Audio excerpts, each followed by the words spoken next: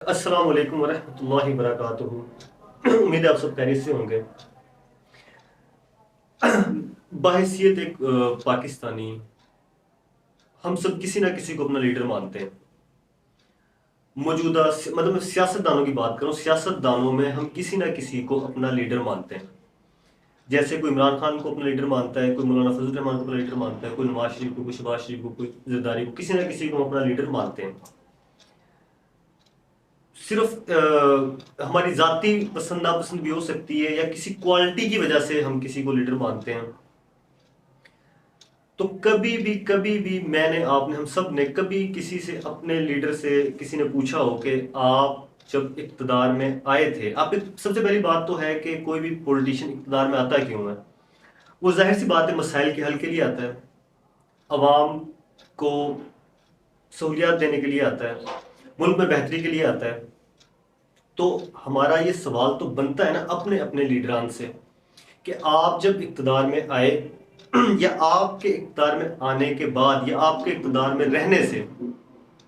ملک کے اندر کوئی کسی قسم کی ایسی تبدیلی جو آئی ہو جس کو آپ بیان کر سکیں کہ یار میں اقتدار میں آیا، میرے اقتدار میں آنے سے ملک کو یہ فائدہ ہوا، عوام کو یہ فائدہ ہوگا، تو ہم کم از کم ہم سوال تو پوچھ سکتے ہیں نا ان سے کہ آپ اقتدار میں آئے، آپ کے اقتدار میں آنے کے بعد آپ کو لگتا ہے کہ بے روزگاری میں کمی ہوئی ہے، روزگار بڑھا ہے،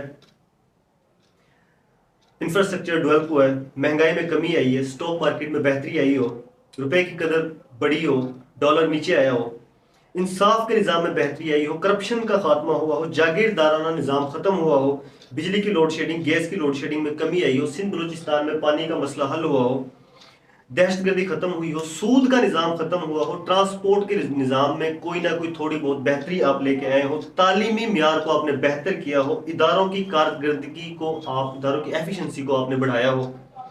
صحت کا نظام، ہسپتال میں جو علاج کی سہولیات ہیں ان میں آپ بہتری لے کے آئے ہوں، ترقیاتی پروجیکٹ آپ نے لگائے ہوں جن کا براہ راست ملک اور عوام کو فائدہ ہوا ہو، قومی خزانے کا کبھی بھی کسی بھی ٹینیور میں احتساب ہوا ہو، پروپر ایمانداری کے ساتھ کسی نے حساب دیا ہو قومی خزانے کا، لوٹ مار ختم ہوئی ہو، جرائم کا خاتمہ ہوا ہو،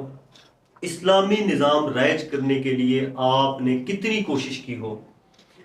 اگر ان میں سے کوئی ایک بھی چیز آپ نے کی ہے اور ایمانداری کے ساتھ کی ہے تو اس کو کم از کم آپ عوام کے سامنے لے کے آئیں۔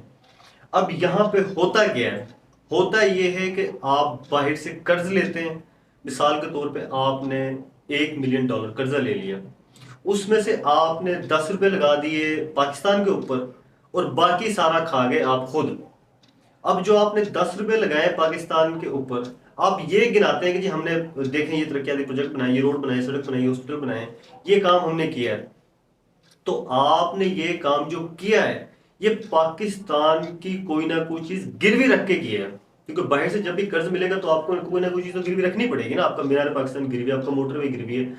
آپ کے اب تو آپ ایٹم بم بھی گروی تک کی بات ہو رہی ہے، میڈیا پہ آپ نے دیکھا ہوگا، سنا ہوگا کہ وہ کہہ رہے ہیں کہ ایٹم بم گروی رکھوائیں۔ اب ہے کیا، بچا کیا آپ کے پاس جو آپ کہہ سکیں کہ ہمیں اس چیز پہ قرض مل جائے؟ تو میری تمام اپنے اپنے لیڈران سے ہم پوچھ تو سکتے ہیں نا، یہ مجھے لگا کہ ہمیں ایسا کرنا چاہیے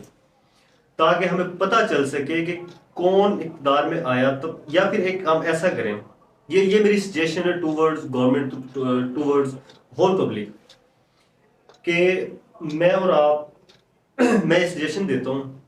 کہ جو بھی پارٹی یا جو بھی قیادت اقتدار میں آئے، اقتدار میں آنے کے بعد وہ ایک پریس ریلیز جاری کرے کہ اس وقت پرائس جو مسائل کا حل ہے وہ یہ ہے، یہ مسائل ہیں، 1 2 3 4 5 6 7 8 9 10، یہ 10 مسائل ہیں ہمارے۔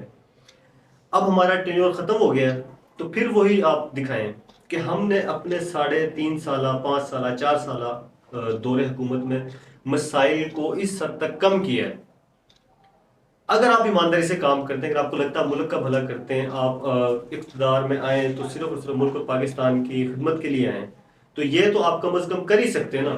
اتنا تو یہ عوام کا حق بھی ہے اور آپ کی ایمانداری کا یہ ثبوت بھی ہوگا۔